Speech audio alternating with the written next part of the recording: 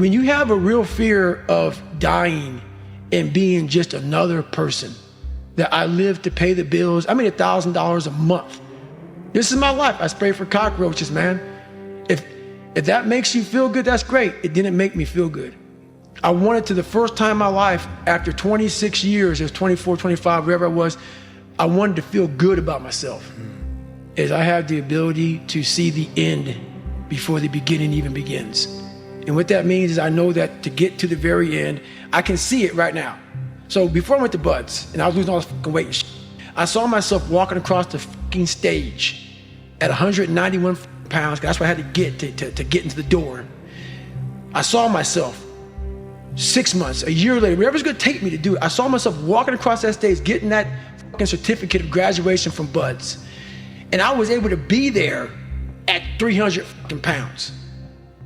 And that feeling, that I was nowhere near that fucking feeling, I was able to put myself there 1,000,000 times every fucking day. And that feeling of like, my God, that is gonna feel fucking amazing. That's what made me suffer. That's what allowed the pain to be real and say, this is worth it. I want to feel for this fucking next 18 months. It took me 18 fucking months to finally become a Navy SEAL, to finally, just get through Buds. 18 months, it's 6 months. It took me 18. That's what woke me up every morning was, I'm gonna put myself through this much fucking pain and suffering for a few seconds. That's all it is. A few seconds of joy. And it's so fucking worth it, man. That's what people don't get. So I'm able to put myself at the finish line, even though I have no finish line, but at the finish line of an event before I even start the motherfucker to say, how are you gonna feel at the end of this? As far back as I can remember, I craved a seat at the table.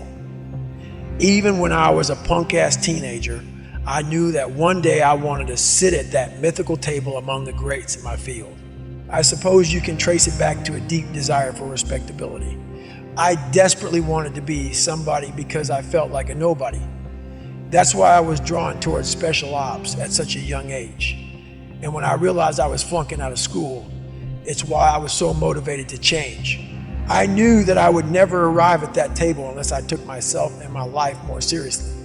And yet, as much as I wanted to be among the greats, the decision makers, the anointed ones, I spent years waiting for a formal invitation. I don't know how many times I visualized receiving that embossed golden ticket to the dinner I dreamed of, where steak and lobster tail would be served by those who admired and wanted to be near us. But I expected to have to prove something first. I figured if I inserted myself into the proper organization or structure and met the standard consistently, someone would notice me, a mentor or guide, and give me directions to where all the power players gathered. I was not looking to be at the head of their table. I wasn't delusional. I just wanted a seat. In the meantime, I became one of the waiters who served the elite. Before long, some of my peers, who in my mind weren't as qualified as I was, were seated at the table too. I sucked it up and served them, still hoping that one day I'd be tapped on the shoulder and someone would pull out a chair for me. I wanted so badly to be anointed and validated by my superiors. I wanted to be told, you have finally arrived, David Goggins. You are now recognized to be one of the best. Trouble is, that formal invitation rarely arrives. And for me, it never did. But while I waited, I observed my so-called superiors at close range. I watched them work, studied how they presented themselves, and realized that most of them were fairly common motherfuckers. And I wanted to be uncommon, because it is the uncommon story, the uncommon leader that inspires others to seek more of themselves, work harder, and rise to the occasion. It's no secret that the vast majority of people prefer to be led because it's easier to follow someone else than to break your own trail. Yet all too often, we are led by bosses, teachers, coaches, and powerful officials who wear the rank and title and deploy optimistic speeches, management lingo, and strategies they learned in some university or seminar from their colleagues at that table in the executive suite, but do not inspire us. Perhaps it's because they talk way too much and do far too little. Maybe it's because their own lives are out of control. Whatever the case, over time, it becomes obvious that these men and women who we once admired from afar don't have what it takes to lead themselves, let alone anyone else. Yet when they reject or ignore us, we allow that to limit us and our ability to influence the organization we belong to and the people around us. It doesn't have to be that way. Too many people mistake leadership for what happens at the top, in the spotlight, around that mythical table, when some of the most powerful leaders are hard at work in the shadows. They know that opportunities to make a difference in the lives of their neighbors, family, co-workers, and friends are ever present. They wield massive influence without having to say much, if anything at all. And the first step in becoming one of these unsung heroes is learning how to become a self-leader. And I was a kid who kind of got the bad genes. You know, I had all these little sickly issues, all these allergic to I was a little sickly kid. And it's funny how when people hear my story now, they want to put a title on me. Like, I'm superhuman. And I love it because basically it makes you feel better by putting a title on me. Right. You can do it too. And so basically, it's a choice. Yeah, it's a choice. Yeah. It's a horrible choice. Right. It's a hard choice. It's a lot of suffering involved. Yeah. So for me to get the start line, through that start line journey, I realized I'm capable. Mm-hmm. So what happens through this whole process is the change of the mind. Mm-hmm. It's a change of the guard. Mm-hmm. Someone once owned my brain. I never owned it. Yeah. I had no control of You outsourced it. Yes, right. Everybody had it. It was my dad's fault. It was the kids that called me fault. My mom wasn't home fault. My soon-to-be stepdad's fault. The little kid that got ran over by the bus fault. My life was, everybody had a piece of my brain. Yeah. And through this journey of suffering, and the suffering, I put it in because I started finding myself. Yeah. And I started, oh no, I'm taking this back from me. This part of my brain is mine now. And I started puzzling back this piece of my brain. And through that, I grew confidence. I became the roughest critic in the world on myself. And that's what changed me. I literally saw myself in the mirror. I saw the truth versus saying, you know, my dad did this to me from beating me. Kids in school from calling me nigger did this to me. My life did this to me. My broken foundation did this to me. I took that and said, you know what? Well, some people may help this happen, but now I have to own this. No one's gonna come back to save me. No one's gonna come back on this couch and say, hey, it's okay. You're gonna be okay. No, I'm not. I'm not gonna be okay. I had to realize I had to take a stand. I had to make a real stand. And it was painful to look at who I was, what the world of myself created. It created a very lonely, depressed, insecure man that would do anything just to have a friend. And I saw that as very pathetic. When you look at the truth, it becomes very ugly and pathetic. I would call this guy up at almost every night, about 10:30, 11 o'clock at night, and give him an update. I said, hey man, I've lost 25 pounds. No one knew what I was doing. I'm really good at creating an enemy. I'm really good at creating something that I'm against. And I'm also good at, if you ever tell me something that I cannot do, I'm gonna let you know that I'm doing it. Somehow you're gonna know one way or another that I'm doing it. It may not be like in your face. I may make sure that I run across the daggone world. So then it's on the news and you turn the news on the hell. I wanna do something that, you know, I'm here. So every time I lose like a big significant amount of weight, I call that recruiter up and say, hey man, I'm here. And before I knew it, man, this guy became almost like my best friend at that time because he started seeing, I started actually changing his life. You know, he started seeing, wow man, like, I'm glad I took a shot in this guy. And not only did I lose weight, I had to go back and take the ASVAB test to give us like a watered down SAT a couple more times just to get in the Navy SEAL. It was a big process. So that 3 months was packed full of like failures, depression, even more. But what I found out in that whole 3 months, I lived a lifetime in that 3 months.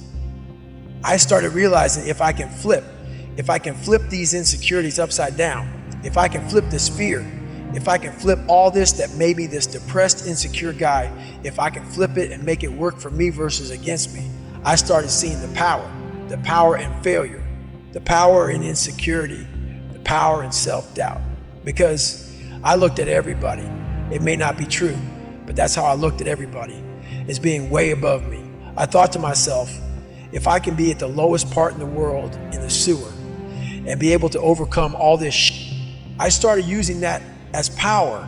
And I slowly started passing the guys from Harvard, the guys from MIT, the guys who were these from great families. And oh my God, I'm catching up. I'm catching up. I had nothing. So I started flipping it and using this power. Every day I wake up, I don't just run a mile, 2 miles. It's the one thing I hate the most to do, and I do it like I love it. 250, 60, 70, 300-mile runs at one time, no sleep. And every step, when I get to the, think about this, I get to the fucking start line, cussing at Jennifer. Why the fuck am I here? I hate this shit. After 70 some hours of running, every fucking question I ever had is answered. Every question I had is answered. I capped success. People go, what do you mean you capped success? For me to be who I am. So when I go smoke jump, I'm smoke jump 3 to 4 months out of the year, sometimes 5. So basically you jump into fires, not into them, but you jump by fires that people can't get to. So you parachute out of airplanes and then you fight the fire. You and sometimes 4 other guys or maybe 8 other guys and gals, and you're putting this fire out. So I lose millions of dollars every summer to do this. It blows people's minds. Why the hell are you doing it? I'm bleeding sick, knees are jacked up, hitting the ground, hurting, whatever. Talking to normal people, they'll never get it, so I don't even explain it to them. But this is why I call it cap success. I'm talking financial success. For me to continue having that willpower, the second I just become a speaking monkey and travel around and speaking gigs 12 months out of the year, put camps on, do this, put on lectures, get supplement lines and do this and write more books. I've ruined the exact thing I worked on my entire life. And while I didn't know it until the day, but something always told me, this is a very, very, very perishable skill, this willpower that you have, because I do have a willpower that I have never seen in anybody in my life. It is a haunting force that just keeps me going. And I know that that is my strength.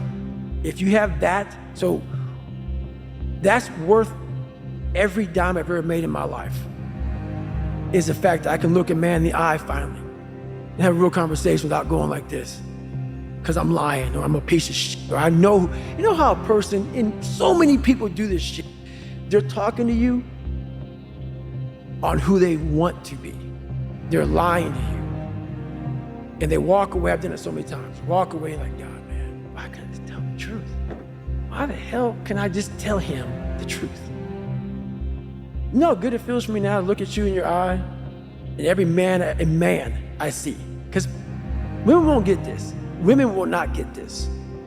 Man to man, that man, you look another man in the eye and you know that everything you're saying is real. And it comes from a real working place, something that you earned. It's the best feeling in the world. Who I am and who I say I am, I am. No more lies. No more skirting the truth. No more bullshit. And that is worth every dime I've ever made in my life.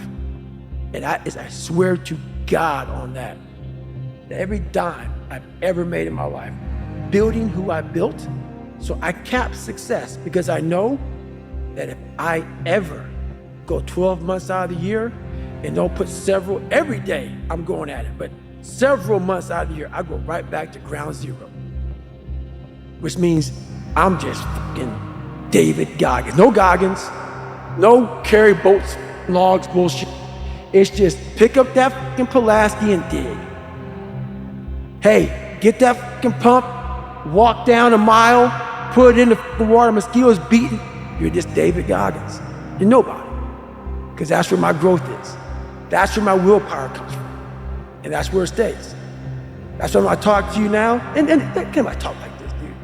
People don't talk with this kind of passion because it ain't there. It ain't there. They're regurgitating some shit from 30 years ago. I'm regurgitating shit from an hour ago. Hour ago. Come on, man. It's just be real.